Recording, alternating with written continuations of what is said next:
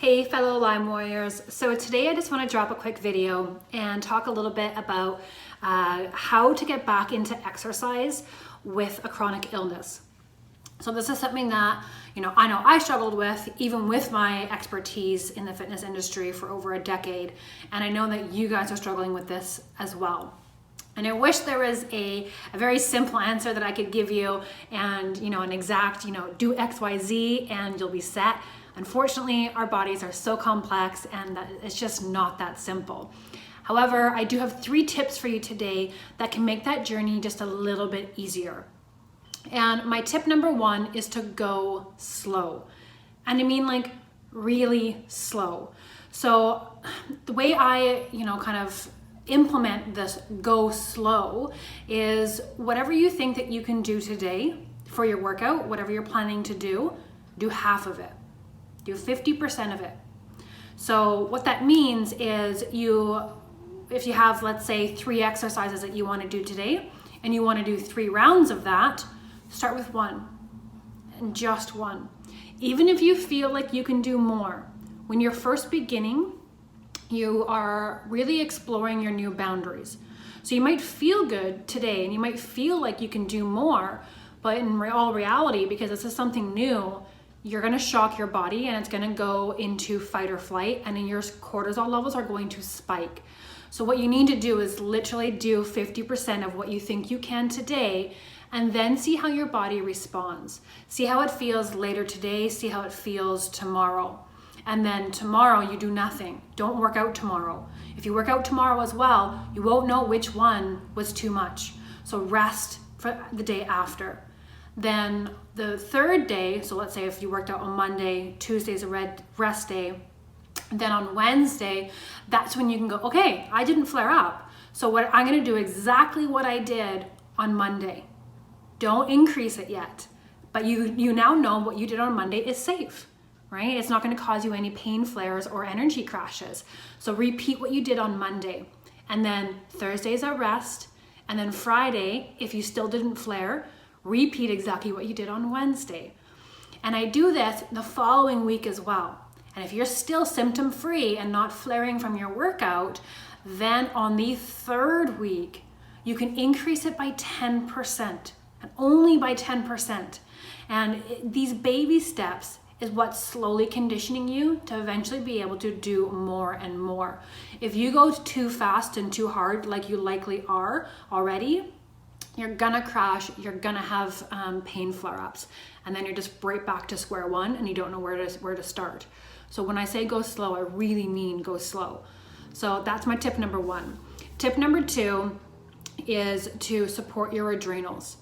When you exercise, your body releases cortisol, which you need. You need a little bit of cortisol for progressive overload and for your body to adapt. And it makes us, that cortisol spike it makes us push harder, right? So if you think back to like, caveman days, and, we needed those cortisol spikes when we were being chased by an enemy or being chased by an animal. That initial fight or flight and that cortisol spike gave us that adrenaline rush to get through whatever it was that was threatening us.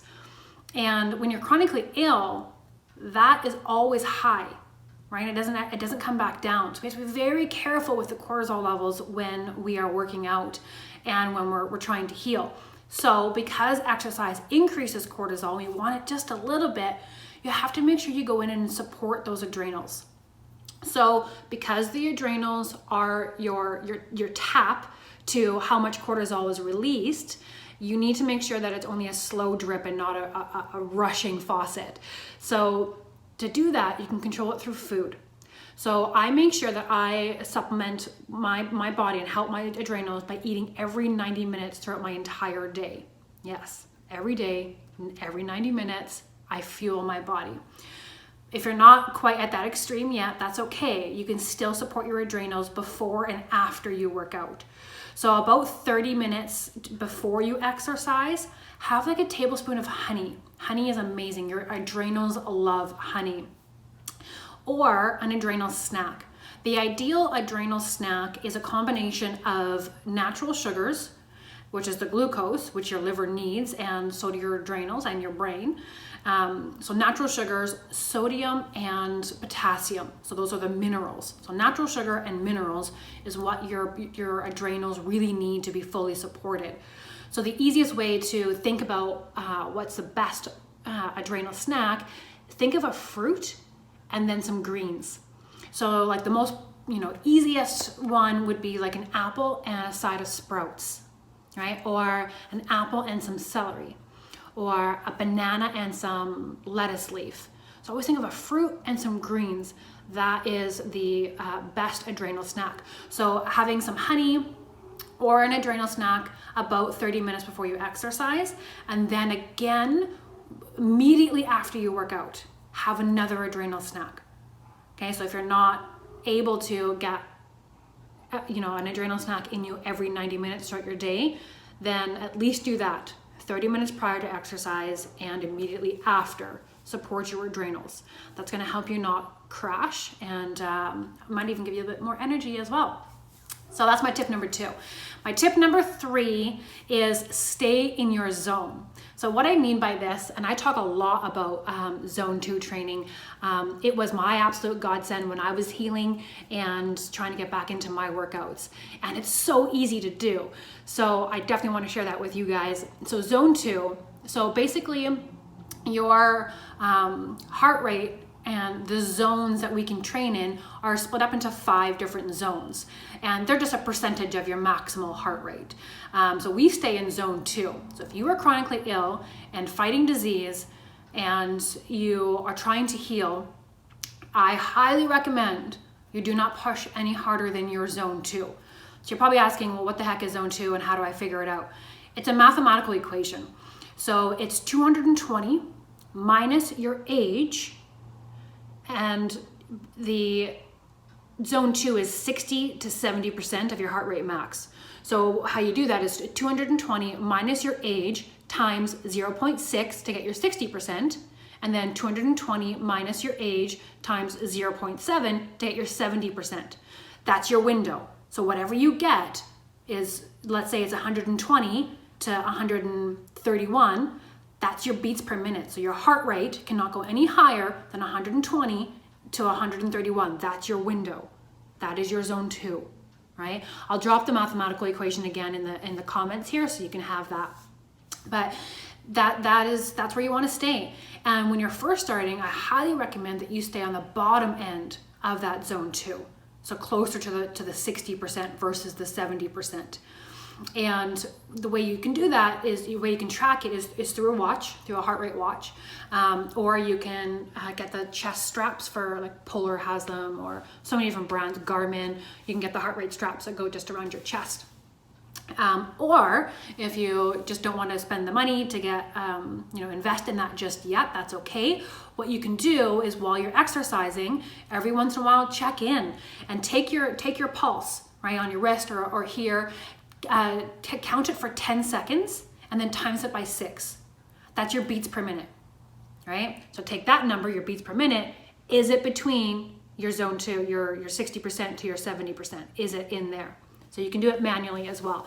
It's a bit less accurate because by the time you are checking it, you're probably stop moving, so your heart rate's already coming back down, but it's better than nothing. It'll give you a good idea. And then you'll start to learn what it feels like when you're in that zone 2, in your sweet spot.